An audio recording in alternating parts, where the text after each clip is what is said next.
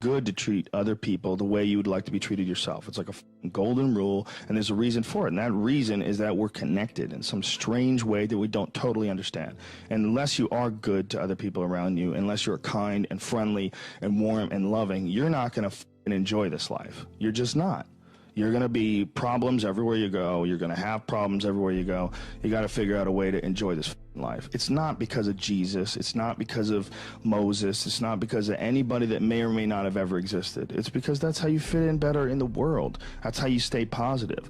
And it doesn't have to be some that was written 5,000 years ago on animal skins. That doesn't have to be the golden rule because it's old. You know, that's dumb. We need to figure out, like, now, today, what is, you know, the best way to live your life? What is the, you know, there's got to be ways where you can be putting forward the most positive energy. I mean, we know objectively what's causing pollution. We know objectively what's causing birth defects, and, you know, and we're taking in too much chemicals and not enough vitamins. We know objectively all this stuff. We know how to organize our world, and yet we don't do it. We know how to organize our health, and yet very few people do it. We know all these things. The right path to, like, being like a happy, healthy person is to do all the shit that we already know you're supposed to do. Take care of your body, take care of your health, take care of your mind, your stress, meditate, be kind to people. We all know that. I mean, you ask anybody, they know how to get by and to be the most evolved version of you that you can be. I mean, it's not like a magical checklist. If you talk to people about it, you said, okay, here you got a person, you want to improve them. What are the things that you're going to do to them? Okay, well, if I was a life coach, the first thing I would say is this guy's got to get on a diet that makes him healthy. I don't mean a diet just to lose weight. I mean just healthy foods in your body. Many vegetables. Vegetables, a lot of good quality protein, a lot of water. Stop the sodas, stop the bullshit.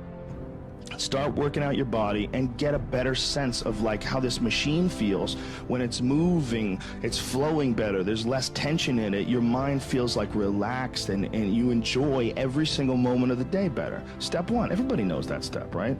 What's step two? Be cool to people. Be nice to as many people as you can. Smile at as many people as you can. Have them smile back at you. Tip well when you go to restaurants. Just do the most you can. Be as nice as you can, you know, and just still manage to not have people walk all over you. Just get through this life as nice as you can. What else? Do what you want to do with your life, right? Don't go be doing something you don't enjoy. Don't do something don't get locked into, you know, a car that you can't afford and doing something crazy because you need the money. Don't do that. Do what you want to do. Do what the fuck is it that you really want to do? Because if someone else is doing it, you can do it, you know? I mean, everybody makes their own path through this world, but a lot of people don't follow the path that they really feel pulled to. You know, just for whatever reason, they got negative programming. You know, when they were kids, someone told them they couldn't do it, or told them to take the shortcut, or take the shore route. That's a sad thing, man, when you talk to dudes, especially like talented dudes, and they don't follow up with what they want to do, you know?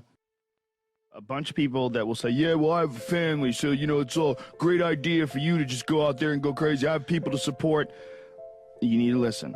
Stop saying that. Stop saying any of those things. Every single person who has ever done anything worthwhile or exceptional or difficult or extraordinary, anyone, whether it's great artists or authors or mathematicians or whatever the it is, everyone encounters difficulties. There is no easy road. It does not exist. It is impossible. Everyone has issues. If you have time to pursue a hobby, if you have time to do anything in your life, you can better yourself. And here's one way you never better yourself. When you come up with excuses for why other people are successful and you're not. That is dangerous. When you give yourself an escape, yeah, well, that's easy for you to say, you know, you do this, you do. Trust me. Everybody has a hard road. I wanted to jump out a window several times during my young life. I wanted to jump in front of a train and just end it because it's too much pressure. Not really. But you know what I'm saying. Theoretically. We all go through hard times. We all go through depression. We all go through doubt and moments in your life where it's really difficult and you're trying to figure out what the your path is going to be. It's hard as shit.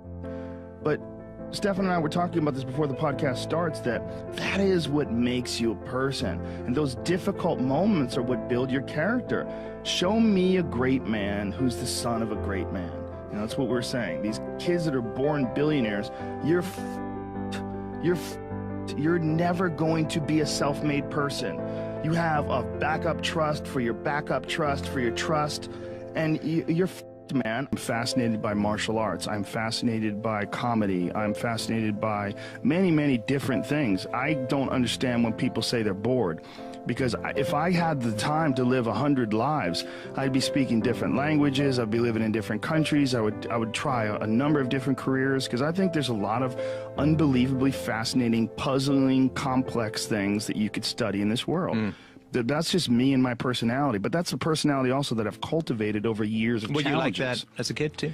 Well, I was involved in martial arts very early, and I think that is one of the things that motivated me to explore difficult tasks, because through difficult tasks you learn an incredible amount about yourself, and you through the fire of competition you get to understand. You get to understand motivation. You get to understand the resistance that you have inside your mind to doing hard work. You get to understand the rewards of discipline. Like, you don't truly appreciate relaxation unless you've worked hard. And that is the yin and the yang of life. And I've said this to the point of people getting sick of it, but one of the worst decisions a man can make, I can only speak for men, obviously, is to be comfortable. I don't think you should try to be comfortable. I think what you should try to do is try to earn comfort. And if you can get a day off where you've worked hard and you've accomplished goals, that day off will be so sweet. When I work hard and I sit in front of the TV, I enjoy the shit out of it. I put my feet up, I have a nice drink, you know, I enjoy my free time. Chairs that knids your back or something like that? I do have one of those. Do you really? Those are great. They're great, right? Yeah. I don't use it that much though, honestly. I'm more of a workaholic than I should be, probably. If the balance was, I probably should relax more than I do, but I never feel like I earned it. But that's part of the reason why when I do feel like I earned it, I can enjoy it.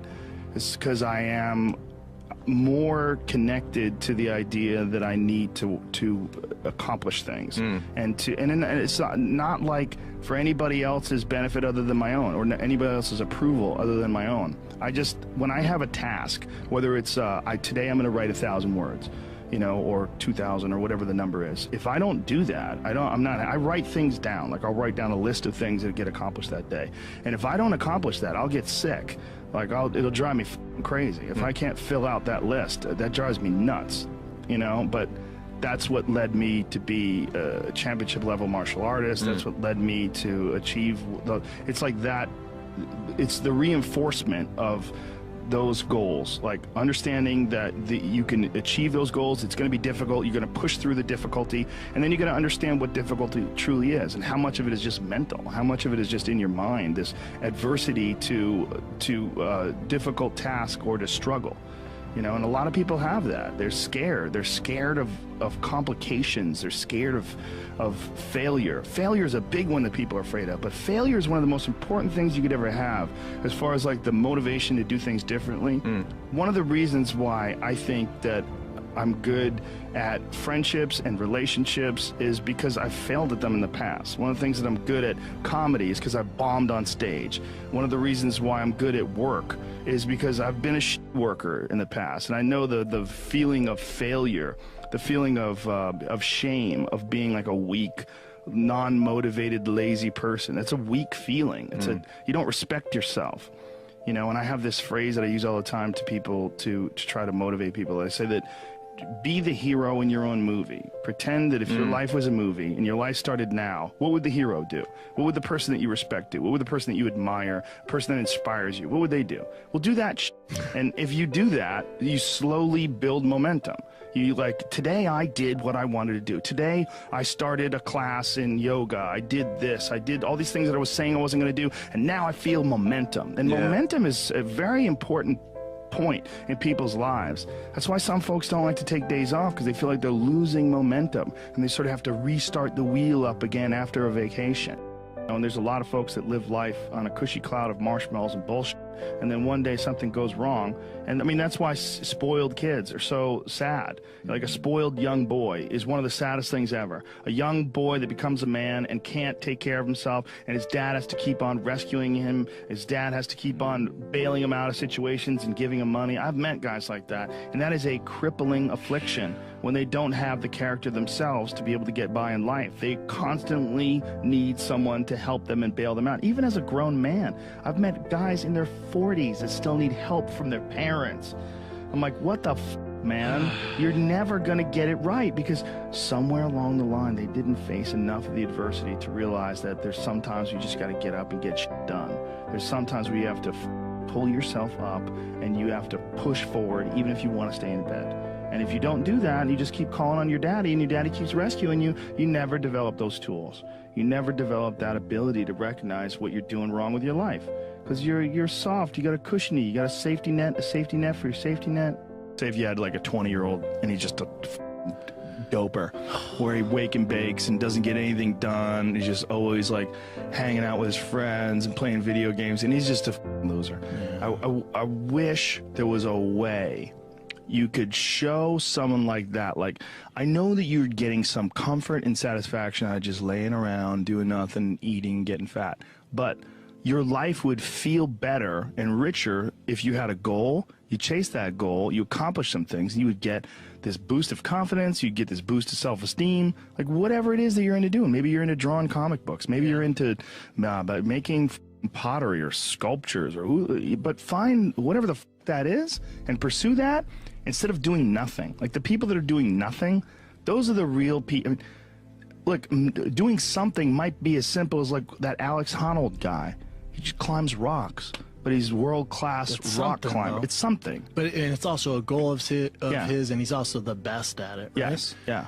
But those people who smoke pot all day and do that, those are also the guys who hate on Joe Rogan for being in shape. You know what I'm saying? Or being disciplined, or get on Kevin Hart's Instagram and hate on him. You know what I'm saying? Because they don't.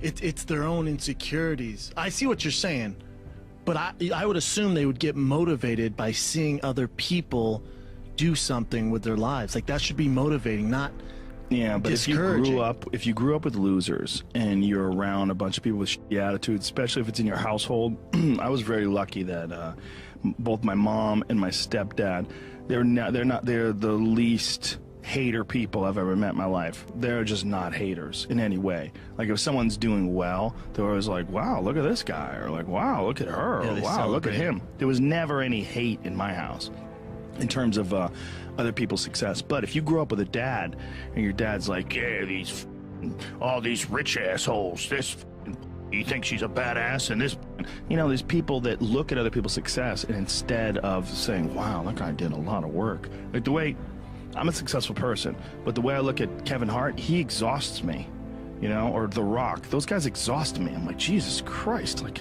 I feel lazy next to those guys. Like they do so much. Like those guys are so overbearingly ambitious, But some people, they see that and they compare themselves and they don't like it, so they start getting really and it's like a natural feeling to try to chip away at that person. The worst people that are the people that don't have a good self-judge, that everything they do is awesome. Those never grow anywhere. Right. I mean, that's a huge issue with comedy. When you run into people that have terrible comedy sets but think they did great. Like Greg Fitzsimmons and I would always talk about that with like open micers. Like there's people that hear phantom laughs, like they think they're doing great, and they have this delusional self-opinion where everything they do is awesome. They don't know why they're not successful already. They don't know why they're not famous. And those people, I believe, I mean, in some sort of a weird narcissistic way, you could look at it this way, that those people are there to teach you. This is the consequences of not feeling that awful feeling when you fail. I was talking to Burr a couple weeks ago. He did a set at the Comedy Store, and I saw part of it. It was he was killing. And then I ran into him in the hallway, and I go, oh man, main room show was great, right? And he goes, yeah, I f***ed up at the end though. I tried to hang in there too long and the last bit bombed. Like he was just, it was rotten at him that the last bit, like he goes, I f***ing hung in there too long. I should have got off of the bit before that. Yeah. But when I was in there, he was f***ing killing, but that wasn't in his mind. The success was not in his mind. What was like, okay, whatever that happened at the end, don't do that again. Right, You know? right. But that's why he's Bill Burr. That's Yeah. why he's really good. You're alone with your thoughts. You get an idea of what your thoughts actually are. If you live your life just acting constantly on the momentum of other people's expectations, of you wanting to be liked by these other people, you can run into a trap, and you set up a life that you didn't really want. You're trapped in this situation where you have a mortgage, you've got credit card bills, you've got student loans you have to pay, you have a bunch of shit going on that you have to continue to feed. And all that, and especially if you have a family and you have to feed them, oh my goodness. Then you're fully locked in. You can't take any chances whatsoever. And oftentimes people make the mistake of getting stuck. And it is just a tactical mistake, just like it would be a mistake if you got stuck on a video game. Just like it would be a mistake if you followed a map incorrectly and you get stuck in the woods. Your life is certainly some sort of a journey. It's certainly some sort of a journey. And we have to all be aware that when we're making journeys, we're not going to always make the right steps. And sometimes you have to back up and try again. And if you're in a position where you can't back up and try again, you've trapped yourself. And the system will set out honeypots for people to get trapped in. The system will set out the ideas of retirement, the ideas of the golden years, providing you benefits, providing you a healthy work environment. Why? Well, because they want people to work for them. They don't want people to realize their own dreams and escape. And that's a pain in the ass. So you got to hire more people and train them. And they want to set it up so that you stick around. You stick around in some sort of an unsatisfying world. It's up to you to see that video game problem, to see that issue as it comes up on the map. And no, I think this is a right turn. To see all the problems that could potentially lay in front of you and calculate your future. And then also look around at all the people that didn't do it and look at the misery that they're in and learn that you don't want to be like them. And then look at the people that have kind of taken chances and navigated their way. What did they do differently than you? What objectivity do they have that maybe you lack? What insight into their own mistakes are they willing to delve into that you're not, that you step back and you go, you know, I just don't want to look at myself that closely. But the person who's able to look at themselves the closest is going to get the more rational results. One of the things that's causing this funk that people are in is that we're living our lives, many of us at least, in these very unfulfilling ways, where you're going to this office with artificial light and you're doing something you don't want to do all day long, and then you get home and you're tired. And on top of that, you're eating shit. You're eating potato chips and you're drinking soda, and your body is just like, what in the f is this? We're supposed to be out in the fields. We're supposed to be walking up hills. We're supposed to be looking for animals or gathering vegetables. We're supposed to be doing all these things that our body's designed to do. We're supposed to be in nature. Yeah. And nature is like a medicine. Like it literally is a medicine to you. Like people that go, you don't have to go hunting. You don't have to go fishing. Just go hike, man. Just go hike up to the top of a mountain and look out. You know, there's a reward that you get from that is intensely like soul-filling. There's like something about, like when I was in Colorado, and there was this this area of Boulder where you drive up one of these roads, and there was this area where you could park, and it was this incredible view, man. And these people just park and just go out there and just look. But you get there and you park and you go, because you would see, you're literally seeing the Continental Divide. These snow-capped mountains in July. Yeah. In July, it's covered with snow.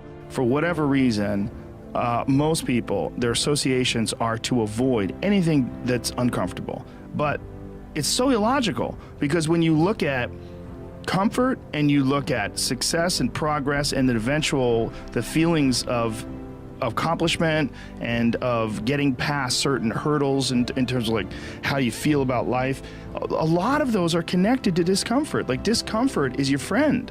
It really is. Like discomfort and not being happy and content with certain situations in life or certain feelings in life, they're massive motivators, and they're amazing at facilitating change.